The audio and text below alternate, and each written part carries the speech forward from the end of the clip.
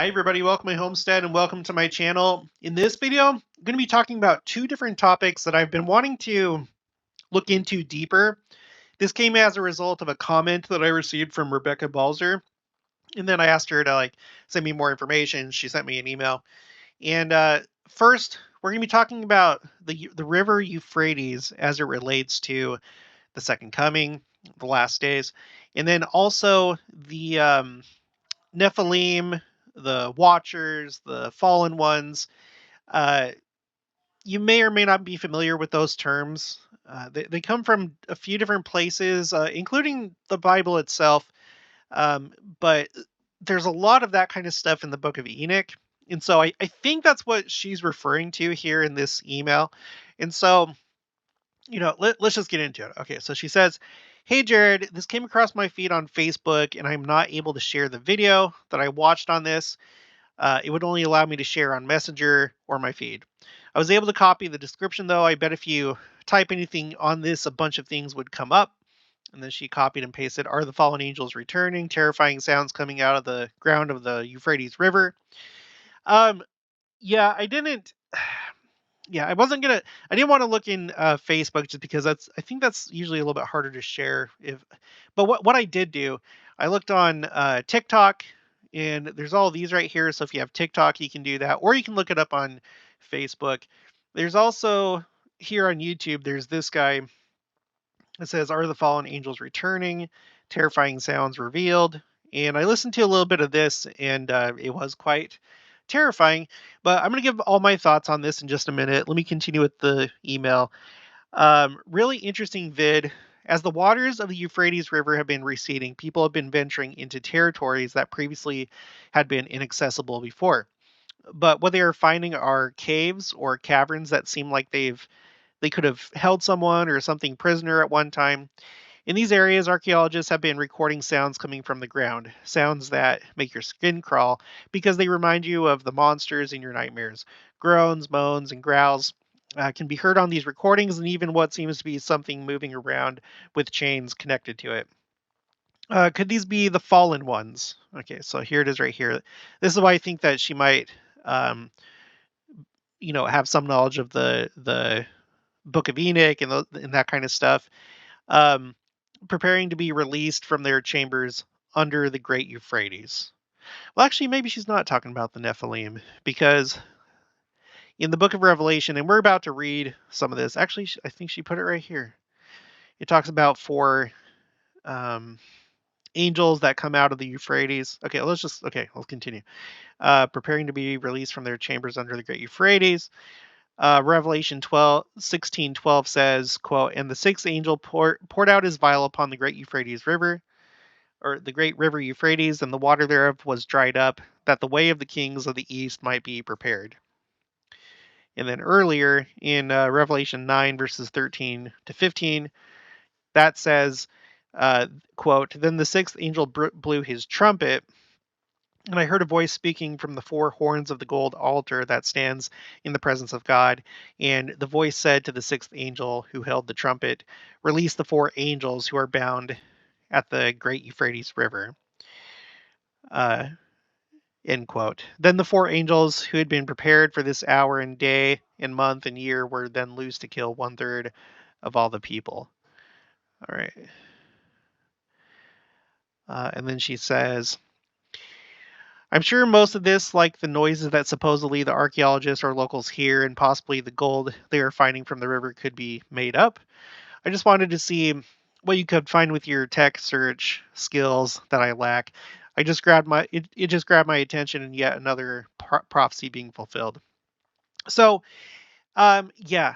So as far as like that, I haven't been able to conclude whether it's fake or not. Like, I don't know. Maybe it is.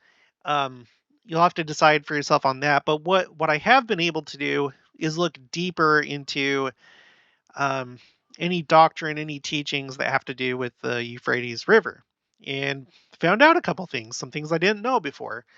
So, like I usually do, I go to church materials. Church materials have been through the correlation process, and so there really shouldn't be anything in the church materials that are against church doctrine. Although I think that there could be some things that are incomplete because we're limited by what the Lord has revealed right now. So, what I mean by that is there may be stuff in church materials where it's like, well, what it seems like right now with this prophecy is this, but the Lord hasn't actually given a specific interpretation of certain things. Does that make sense? So, we're limited by what the Lord has actually revealed, but I still think that the best thing to do is go through these official church publications, the church magazines, the institute, seminary manuals, stuff like that. Okay, so this is chapter 54 of this manual. It goes through Revelations 4 through 11. And I'm going to start with the Revelation chapter 9 verse that we just read. So here's a table where it goes through the seven different angels blowing their horns. Okay, and in this case, for the sixth angel, it highlights these verses 13 to 21. So I'm going to read the whole thing and then look at the interpretation and read some more stuff. Okay, Revelation chapter 9, verses 13 to 21. And the sixth angel sounded, and I heard a voice from the four horns of the gold altar which is before God, saying to the sixth angel, which had the trumpet, let loose the four angels which are bound in the great river Euphrates. And the four angels were loosed, which were prepared for an hour, and a day, and a month, and a year, to slay the third part of men. And the number of the army of horsemen were 200,000, and I heard the number of them. So this is that number that we've been talking about, uh, that which seems to possibly relate to what Sister Nelson said during the Alberta, British Columbia area devotional. She was talking about how this conference had an audience of 200 million, which is well over the church membership, which is only about 17 million, and probably only about half of those actually watch, if that. So it's a lot of people, and there's been a lot of ideas about what she could be referring to. On the surface, maybe she's just referring to just actual numbers of viewers, not of our church, that stumble upon General Conference on YouTube or the church website or Facebook or other places. So that's always possible. It still seems like a really high number to me, but I don't know. Other possibilities, I suggested that, since she was talking about how this conference, October 2022 conference, um, was a singular event. She was talking about it being a singular event because beforehand there were just so many attacks of which she didn't elaborate on, but she told us to look her up in the next life, and she'll tell us a lot more about what had happened in the lead up to this particular conference. So I was wondering if she was dropping a hint that had to do with this verse, because 200 million and then 200 million here. This has to do with being surrounded. It has to do with the final war, as we're about to read. So, spiritually speaking, and there could be parallels. It could be a spiritual happening. It could also be a literal happening.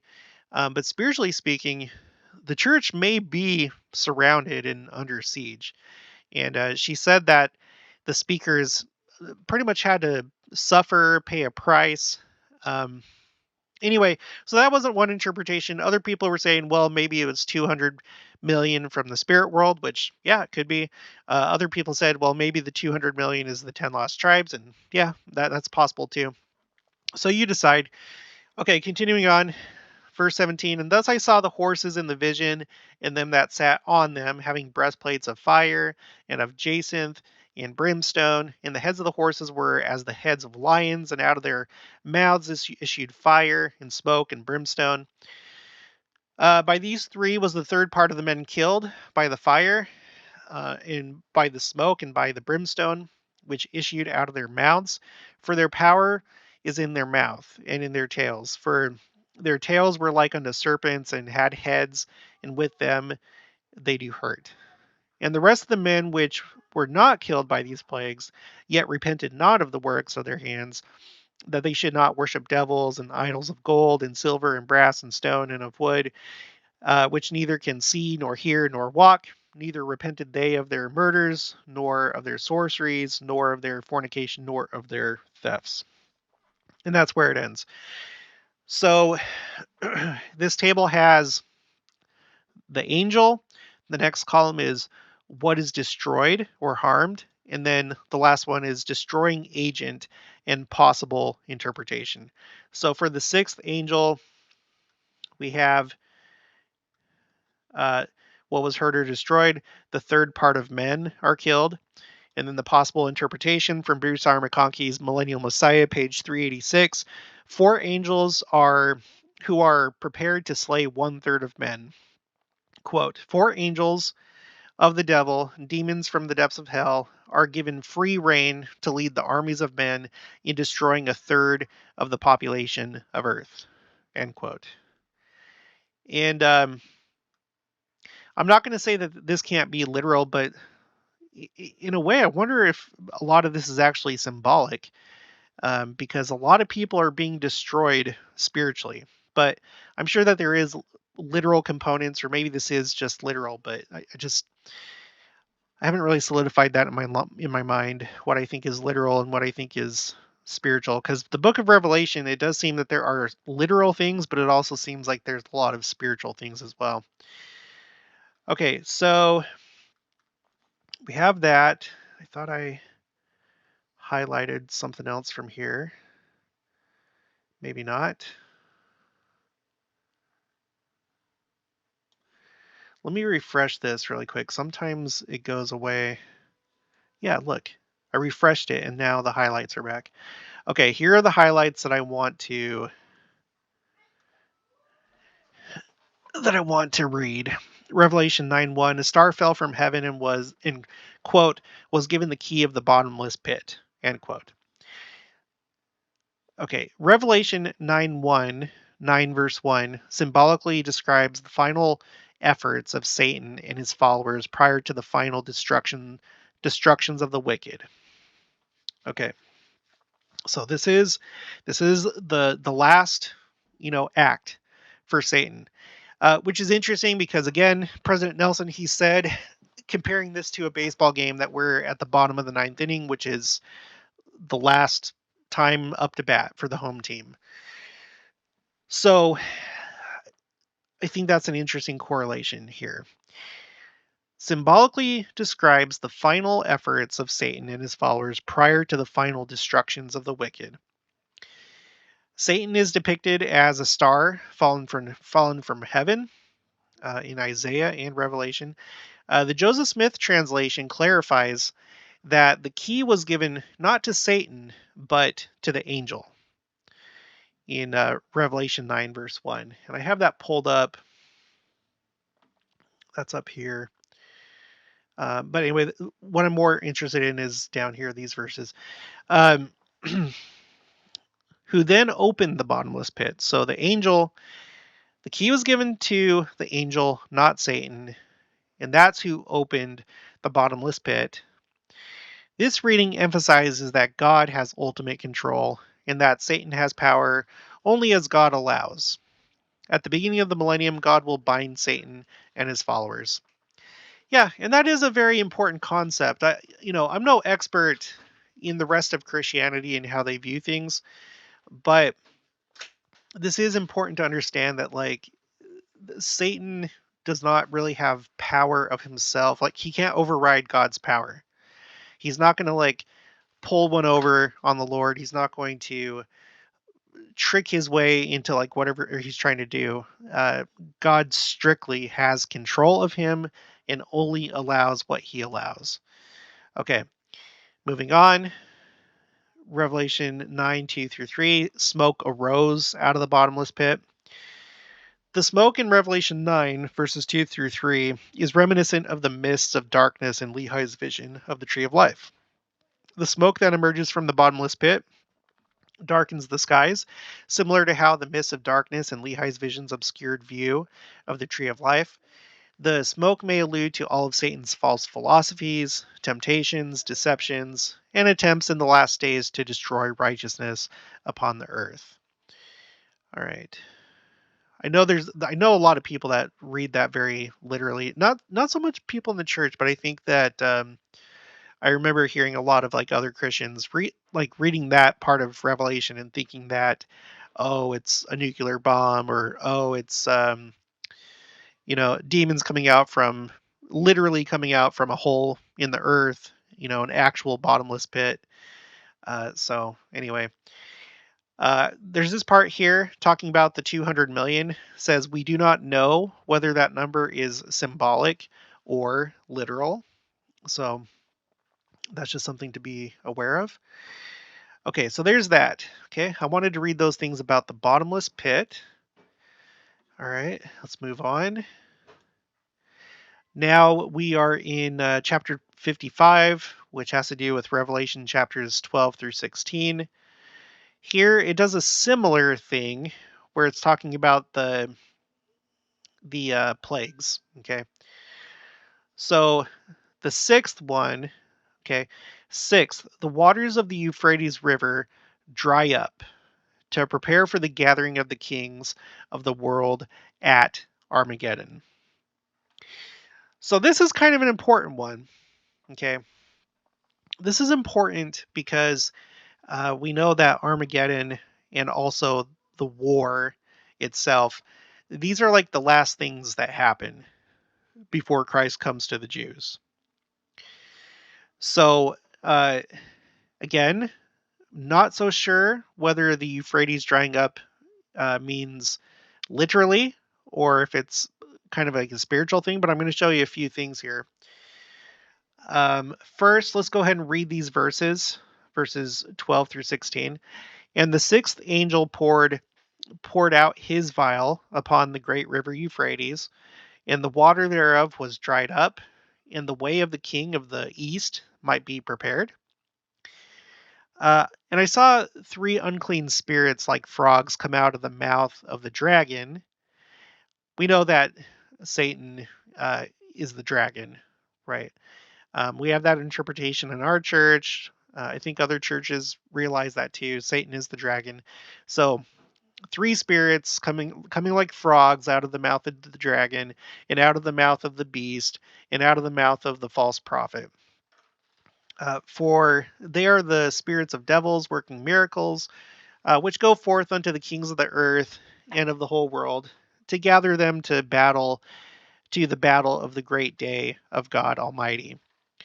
Behold, I come as a thief. Blessed is he that watcheth and keepeth his garments.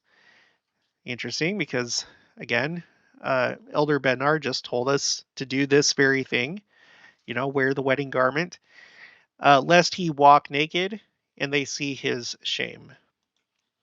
See, this is a very temple thing right here. This is a very temple verse. Verse 16, and he gathereth them together into a place in the Hebrew tongue, Armageddon. Okay, so angel pours out vial, dries up the Euphrates River. Unclean spirits come out of the mouth of the dragon, Satan, and the beast, which is typically viewed as the beast system, the worldly kingdoms, and then the false prophet, antichrists. And I say antichrist with an S. A lot of people are looking for a singular, one big bad antichrist. I have an entire playlist about that. I do not believe that, I don't have any evidence to believe that that's our interpretation as Latter-day Saints, that there's a singular Antichrist. I'm not going to go over all that right now. That's why I have a playlist full of videos all about why I think that. So, and then after that, okay, miracles, they gather the kings of the earth to Armageddon. So pretty important. The drying up of the Euphrates River. And that's what Rebecca was talking about in her email. And I have a couple stories. I might as well pull it up right now. Okay, so two articles. Okay, first one, bodies of water all over North America are drying up due to drought, climate change. Don't worry, this has to do with the Euphrates River.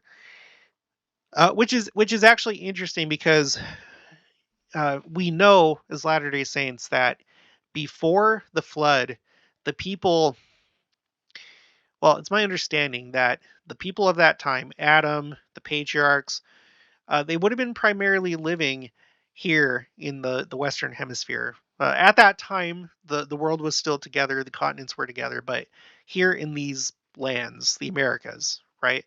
And so when we're talking about those original rivers, those would actually be rivers that belong here in North America.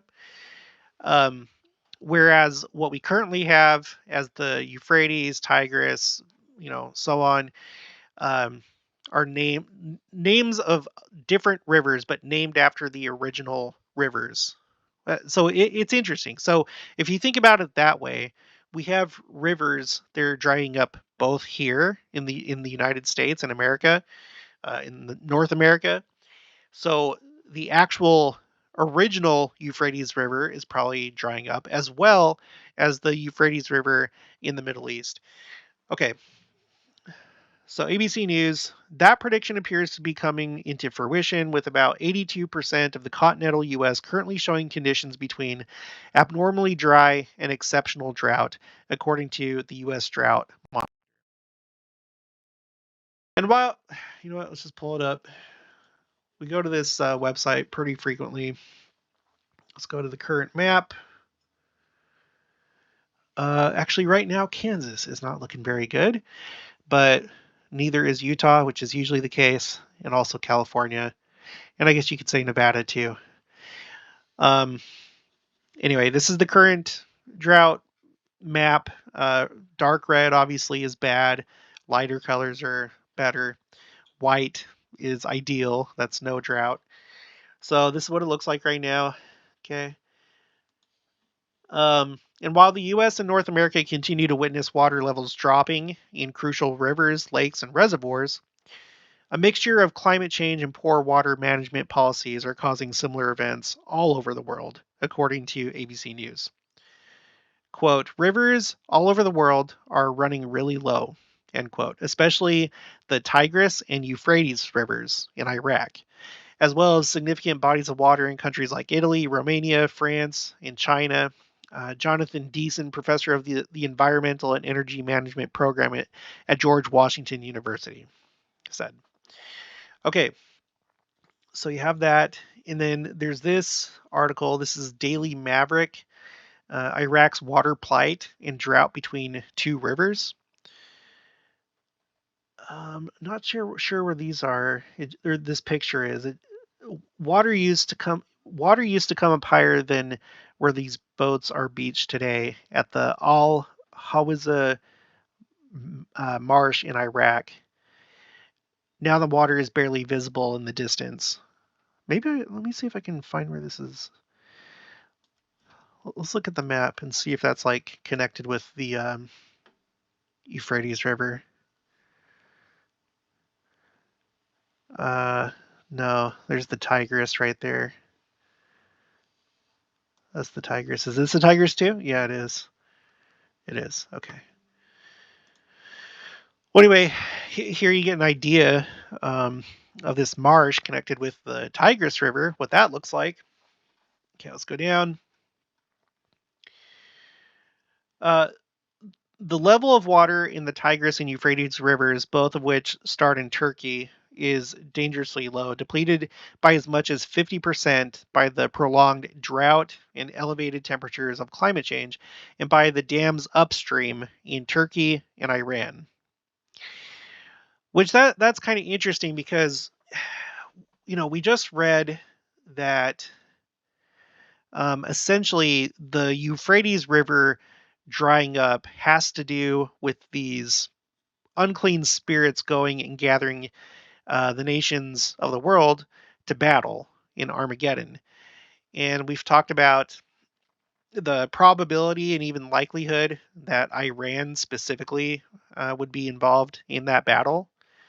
So it's interesting that in this case, these two rivers are being dried up, not just by the drought and high temperatures, but also Iran. Uh, you know, uh, using dams upstream. That's interesting. A nation that is probably going to be a big player in the final war against Israel is making the Euphrates River run dry or be very low. Okay, the decreased level of fresh water has resulted in seawater intrusion as far as 150 kilometers upstream. Dang. Drastically increasing the salinity of the river, ruining water supplies, agriculture, and fish in both river and sea, and threatening the critical ecosystem on which the whole Persian Gulf itself depends. Okay, so not good. Not good. Can't remember if there was anything else here. Sorry, it's a lot of times it's really hard to just like consolidate all the information and remember where everything is. That's why I rely on the highlighting tool. Okay, so anyway, so there you have that. Okay, so after the trumpets sound, and then you have the vials that are being poured out. The sixth angel pours out this vial on the Euphrates River. It dries up. The kings of the earth are gathered against Israel. Okay, to Armageddon. And we just read about Iran drying up the Euphrates River. So that's fascinating. Okay, there's more. Okay. Revelation 16:15, blessed is he that watcheth and keepeth his garments. Okay, think about Elder Bednar's talk. In Revelation 16:15, the Lord warned, quote, behold, I come as a thief. Blessed is he that watcheth and keepeth his garments, lest he walk naked and see his shame. When the armies of the kings of the earth approach, all who are ready, clothed, to flee for safety will not be ashamed at having to flee in nakedness. Now, I don't know about you. Again, think about the temple as we're reading this. This sounds spiritual rather than making sure that you have clothes on to flee from an approaching army. Does that make sense? Okay. Like I said, as far as being surrounded, the final war, there very well may be two parts to that: the spiritual surrounding, and I think that's what Sister Nelson was alluding to. That outside forces, worldly forces, Gadiat and robbers, secret combinations are surrounding the church, attacking the church, and trying to prevent general conference. So, in that sense, thinking of how we have the two parts, we have New Jerusalem, we have Old Jerusalem. Right now, the center place is not constructed. It's not an actual city, although we do have a temple in waiting there as the Independence Visitor Center. There's also a stake building that's there. But right now, the headquarters of the church is in Utah. And spiritually, it is under siege. The Utah headquarters church, it's under siege. Okay, if you look at that as Jerusalem right now, spiritually speaking, Jerusalem, New Jerusalem, however you want to think of it, it's under siege. Okay, so I feel like this is really applicable to us right now. Not so much the Jews, because I mean, they haven't been through the temple. Okay, let's just put it that way. We have modern day temples. We're going in there, and we come out with certain things, and they have not. So this appears to be referring to us. Okay. In a spiritual sense, keeping one's garments symbolizes the spiritual readiness that results from living in spiritual watchfulness and receiving the blessings of the temple. Many other scriptures exhort people to live with watchfulness. Furthermore, Elder Bruce R. McConkie taught that keeping one's garments also represents spiritual safety. Quote, to defile one's garments of the holy priesthood, it is to disobey the Lord's law, and to keep one's garments is to keep the commandment. And to keep one's garments is to keep the commandments and qualify for the robes of righteousness that clothe celestial beings. That's from Doctrinal New Testament Commentary. Okay. Revelation 16:16, gathering in Armageddon. The name Armageddon is derived from the Hebrew Har Mageddon, meaning the mountain of Megiddo. The valley of Megiddo is the western portion of the plain of Esdraelon, 50 miles or 80 kilometers north of Jerusalem, and is the site of several crucial battles in Old Testament times. A great and final conflict that will take place near the time of the second coming of the Lord is called the Battle of Armageddon because it will begin in the same locale. Let's see. The battle that will begin at Har Megiddo will spread to Jerusalem. All right. So you got that. Let's see. Nothing else here.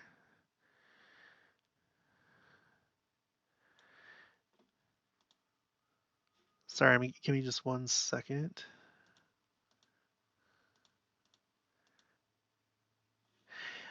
I don't know how I missed this. Let's go back to chapter 9. Okay. I must have not read something from here because it mentions it. Probably this right here. This symbolizes the judgments of God. Wormwood. Sorry, I don't know. I don't know how whatever. Okay, going back to chapter 9, this was something important that I forgot. Verse 14, say to the sixth angel which had the trump, loose the four angels which are bound in the great river Euphrates. Now there's a footnote here for that, and it happens to be a Joseph Smith translation. So the Joseph Smith translation replaces the great river Euphrates with the bottomless pit. Okay. So basically, I think you can view those things as the same, that the river Euphrates is spiritually, uh, in a spiritual sense, it is symbolizing the bottomless pit. And there's something interesting about that when you read in the Bible dictionary for Euphrates. It says all this stuff, and then at the bottom it says, on the banks of the Euphrates stood the great city of Babylon. So you could see how people could associate the Euphrates with Babylon, right? Babylon itself is a symbol of worldliness and evil. And so if you have this evil city on this river, then by association, you might consider the river as a symbol of evil. You know, it's like because rivers in those times and even today are highways. They're ways that people conduct commerce and fish and do stuff like that. And so it's like the highway to well, I'm not going to say it, the highway to Babylon. Okay, think of it that way. So it's being associated with the bottomless pit, and we just read about the bottomless pit and the smoke that comes out of it. It does not seem to be a literal bottomless pit. More so, it's like what we just read, that the Lord is giving Satan his time to do his work, um, which is to tempt and allow people to make choices and choose whether they're gonna follow him or if they're gonna follow Christ. It's like it's part of the sifting. Essentially, it's part of the separation. So Satan comes out of the bottomless pit with his angels. They do what they do, and ultimately, they, as part of their efforts, they're preparing the for Armageddon to try and siege Jerusalem. I think both spiritually against the church, and then very possibly temporarily as well, an actual war against the state of Israel, uh, ending with an attempted siege or a siege of Jerusalem, the actual city. Okay, sorry about that. Um, Now, there's one last thing I wanted to point out here. This is at the end of the book of Revelation. It's another thing about the bottomless pit. So typically, like when you're reading things from the end of the book of Revelation, it's referring to after the millennium. But anyway, so it says here the bottomless pit is a term for the realm of Satan and those who follow him. Okay. Again, rather than an actual pit. Even there, God holds supreme authority, for it's God's angel uh, who has the key of the bottomless pit. And then it talks about Satan being bound. John saw that Satan would be bound at the beginning of the millennium, and then for 1,000 years he would, quote, deceive the nations no more. Or as a modern revelation states, quote, have power to tempt any man. During this time, children shall grow up um, without sin unto salvation. Concerning Satan's binding, President Joseph F. Smith stated, quote, as to whether the binding of Satan is a literal binding, as with a chain or not, it matters not. I'm inclined to believe that the chain spoken of in the Bible, with which Satan is to be bound, is more figurative than real. Satan will be bound both by the faith of the righteous and the decrees of the Almighty during the millennial reign, and will be cast down into hell. The prophet Nephi taught that because of the righteousness of the saints, Satan will have no power. So, um, yeah, it very well may be just that. I think I've heard that by a number of you in the comments that uh, it's not so much that he's being bound, but when all the wicked are destroyed, there's no one left that's really gonna listen to him. He's not gonna have power over good people, if that makes sense. But it says here, we don't really know for sure. That's probably a big part of it, though, that only righteous people, celestial and terrestrial, law abiding people will be left. So, okay, so that's what I have when it comes to the Euphrates. Okay. It is interesting that literally it is drying up. um, another thing about water, when you think about it, is water in the scriptures, a lot of times, like when it's talking about rivers, in fountains of water, it's usually giving life, right? Like you think about the river or the water coming out from under the temple and things like that. Everyone recognizes that rivers, water, it's how you live and survive. You have to have water. So if you have these incredibly big rivers that are drying up that have supported life, in a spiritual sense, it's like, yeah, things are getting bad spiritually. And that's certainly what's happening with the world. The world is drying up spiritually, and it looks like it's being connected to literally as well. So, sorry, I haven't been very good with words, I feel like, in this one, but I hope I'm making sense to everybody. Um, I wanted to read, before we move on to the Nephilim and all that stuff, I wanted to read from Millennial Messiah and just get a little bit more from what uh, Bruce R. McConkie has to say about this, about the sixth angel and the Euphrates. Okay, there's the fifth angel. Sorry. Okay, there it is. Let's zoom in. Okay, the sixth angel, Armageddon spreadeth destruction. So the sixth angel, again, it's associated with Armageddon. And again, there's probably a spiritual and a literal component of the Euphrates drying up. So if this is an actual sign of the Euphrates drying up, then maybe that indicates how close we are to Armageddon.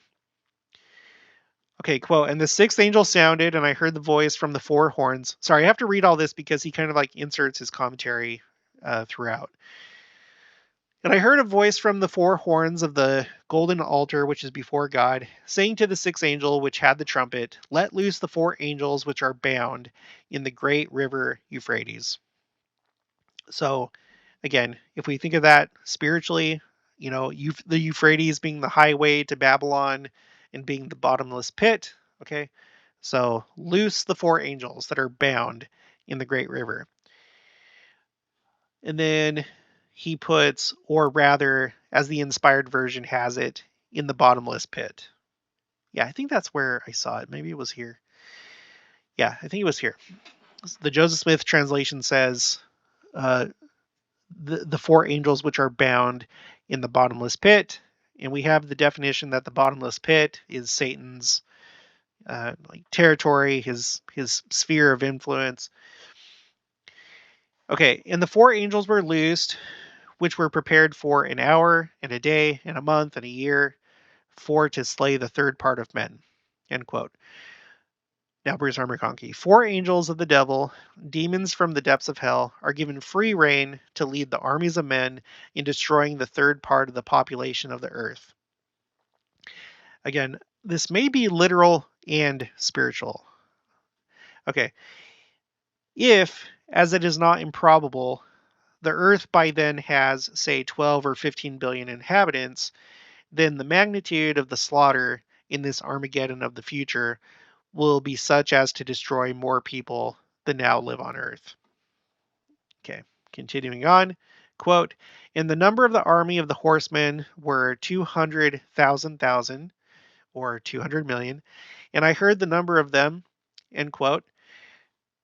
Bruce R. McConkie, no such armed forces, 200 million strong, have ever yet drawn the sword of battle at any one time on earth, nor could that number of any armed combatants ever have been assembled until these last days in which we now live. Okay, continuing, quote, and thus I saw the horses in the vision, and them that sat on them, having breastplates of fire, and of jacinth, and of brimstone, and the heads of the horses were as the heads of lions, and out of their mouths issued fire and smoke and brimstone. By these three was the third part of men killed, by the fire, and by the smoke, and by the brimstone, which issued out of their mouths. For their power is in their mouth, and in their tails. For their tails were like unto serpents, and had heads, and with them they do hurt. End quote. In this divine summary is seen again, as we suppose, an account of guns and armored tanks, of flamethrowers and airplanes, and of airborne missiles, and the smoke of atomic bombs. Yeah, and that very well could be, most likely is. One thing I want to point out, though, is whenever I read a third, when I'm reading the book of Revelation, I feel like we already have a hint as to what that means symbolically, because we know that Satan took a third part of heaven with him. Now, when I was on my mission, Gerald and Lund came and he visited, and he talked about how maybe we shouldn't necessarily interpret that as exactly 33.33333% of the hosts of heaven, but a part, meaning if you have like different categories, like you have this category of people, you have this category of people, and then you have a third category of people, that's what it could be referring to. That's according to Gerald and Lund. And so I've always thought about that, and I wonder if that's what's being described here, that you have a third part of people, which in this case matches up really nicely with the 3 degrees of glory. We know that telestial people, the lowest, they're not going to be moving on into the millennium. They are a third part. You have 3 parts: celestial, terrestrial, telestial. And so I wouldn't be surprised as we approach the final cleansing of the earth before the millennium that many telestials will literally die in war, and then later in the fiery cleansing of the earth. And then also, I have no doubt that some of these are referring to, you have the entire population of the earth, and there's going to be a third part that falls spiritually, or in other words, become telestial. I hope that makes sense. Okay, moving on. Quote, and the rest of the men which were not killed by these plagues, yet repented not. And sorry, I don't mean to keep interjecting, but again, I think literal plagues, but also spiritual plagues. And it's interesting because we've heard a couple different definitions for scourges in General Conference. Um, I think there's not just the physical plagues, but also the spiritual plagues, pornography, drugs, addiction, abuse, things like that. Okay, and the rest of the men which were not killed by these plagues, yet repented not of their works of their hands, that they should not worship devils and idols of gold and silver and brass and stone and of wood, which neither can see nor hear nor walk, neither repented they of their murders, nor of their sorceries, nor of their fornication, nor of their thefts. Neither the Nephites nor the Jaredites repented when rivers of blood flowed on their battlefields, and of their number millions of their number were slain by the sword. Neither shall these carnal and evil inhabitants of the weary and wicked world repent when the abomination that maketh desolate is poured out upon them. The war, okay, the war they shall wage is a religious war. It will be against the Lord's covenant people, as we shall hereafter see. It will be waged by men who, quote, worship devils. They will be in conflict with others whose God is Jehovah. And the blood and carnage and death will bring the carnal and wicked warriors to repentance. Repentance is a gift of God. It follows faith, and the tares among men who are being prepared for the burning are without God in the world and have no faith. You know, I may actually have to end it here because this first part went longer than I thought it was going to. Um, so it's really, really interesting. It's really interesting. I think, okay, so let me just sum this up. Well, first,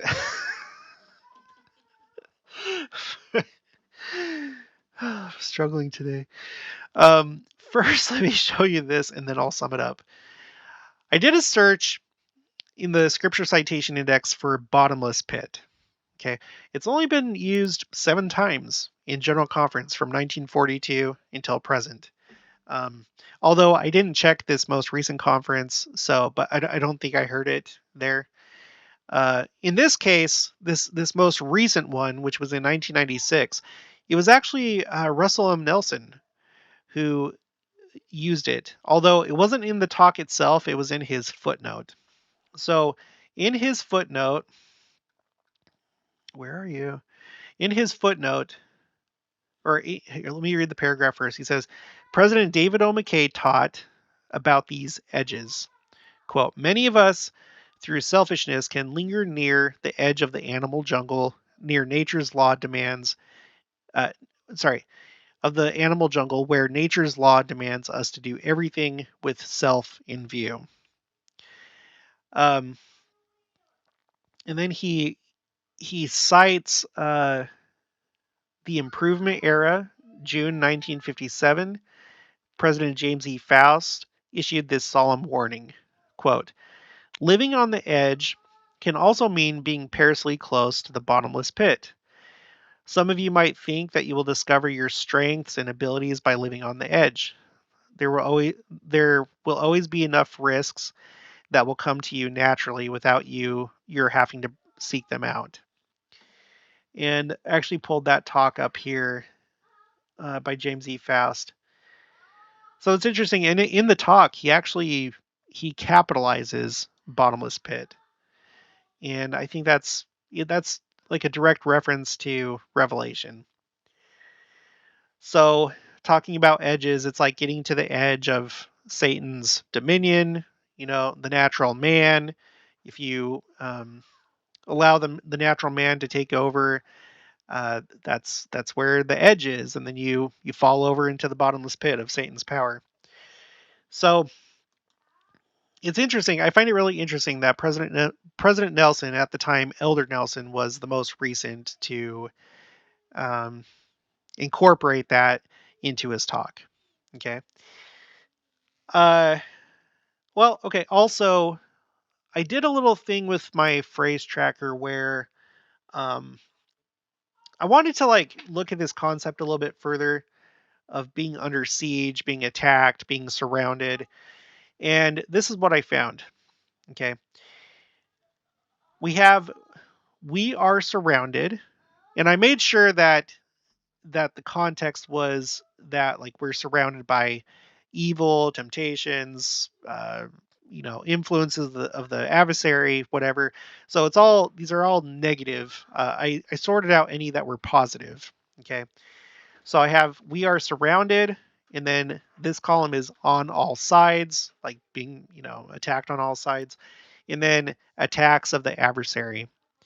So going back in time, which is usually the case, like you don't even see that at all in any of these three until 1962. 1962 on all sides shows up. Okay. And then there's a clustering right here in the 70s and also the 80s. So that's typical with any other phrase that has to do with the second coming. There's always a cluster in the usually centered on the 70s, and then another cluster within recent years. So in this case, here's this cluster, okay, and then it kind of quiets down. Surprisingly, you'd think that they'd be talking about it a lot in the 90s, but they don't. It only comes up a couple times in that decade. Attacks of the adversary, and we are surrounded. But then in the 2000s, and then all the way until now, probably starting with 2002 until now, it really, really comes to life. Not so much on all sides, but we are surrounded starts to become very frequent since 2002. And then attacks of the adversary within recent years, um, by absolute numbers, not very much because it's just, one and one and two. But relatively, if you look at the history of attacks on the adversary, there isn't any other cluster in history. It's usually just one, and then a bunch of years go by, and then another one, then more years go by, and then one, and then suddenly just a cluster. Two in 2019, which is the most ever, and then these two times, which again, I haven't updated the most recent conference to this. So if anything shows up, I'm going to give you the master update once this last general conference, October 2022 general conference, shows up in the scripture citation index. I'll update everything, and then I'll give you a master review of everything that's popped up. So going off of the words of the general authorities in general conference, it does seem that since 2002, of course, always, but especially since 2002, we're definitely under siege and being surrounded by wickedness. Attacks are increasing. So, if we were to read the spiritual interpretation of those verses and chapters in Revelation, it seems like Jerusalem or the church is being surrounded, just absolutely surrounded.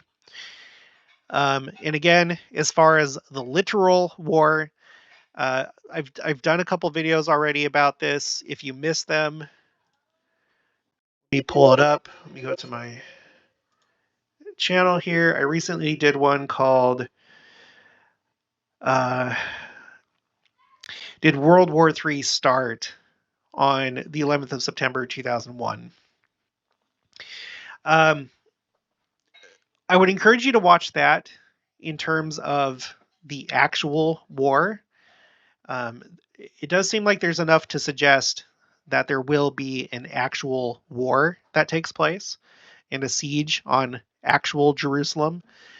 Um, this has a lot to do with that. But you could say that ever since Israel has become a nation in 1948, that Jerusalem and Israel and Jerusalem have been under attack, and that there have been worldwide alliances against Israel, right? in one form or another.